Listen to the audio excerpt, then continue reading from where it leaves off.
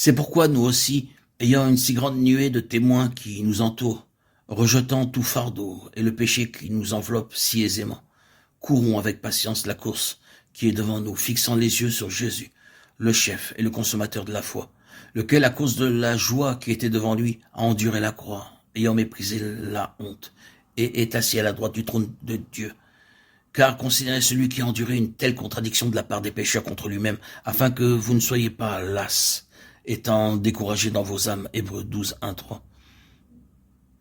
Dieu place deux choses devant les hommes. Il propose d'abord la vie éternelle aux pécheurs, ensuite le royaume à tous ceux qui ont déjà la vie éternelle. Tous ceux qui croient ont la vie éternelle. Cependant, comme Jésus le disait à ses disciples qui avaient cru, car je vous le dis, si votre justice ne surpasse pas celle des scribes et des pharisiens, vous n'entrerez point dans le royaume des cieux. Matthieu 5, 20. Le Seigneur Jésus déclarait aussi, ceux qui me disent Seigneur, Seigneur, n'entreront pas tous dans le royaume des cieux, mais seulement celui qui fait la volonté de mon Père qui est dans les cieux. Matthieu 7, 21. Il nous a aussi montré que pour avoir la vie éternelle, nous devons seulement croire, mais pour entrer dans le royaume, il nous est demandé de remplir une autre condition. Dès qu'une personne est sauvée, Dieu la place dans une course qui est devant elle.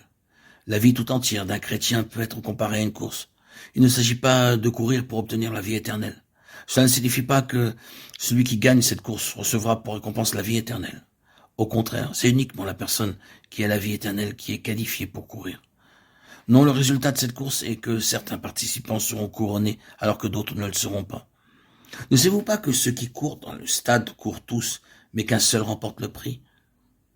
Courez de manière à le remporter. Tous ceux qui combattent s'imposent toute espèce d'abstinence, et ils le font pour obtenir une couronne corruptible. Mais nous, faisons-le pour une couronne incorruptible. 1 Corinthiens 9, 24, 25. Que signifie donc cette couronne?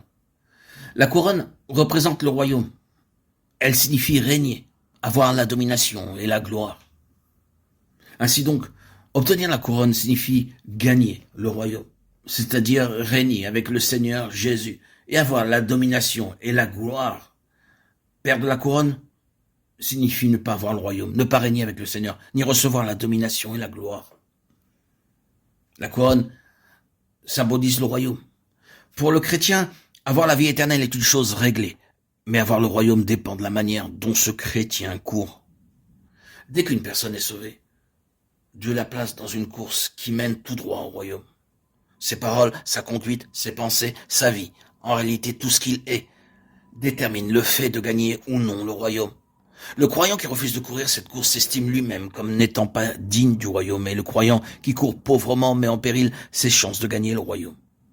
Or, Dieu a déjà placé chaque chrétien dans cette course.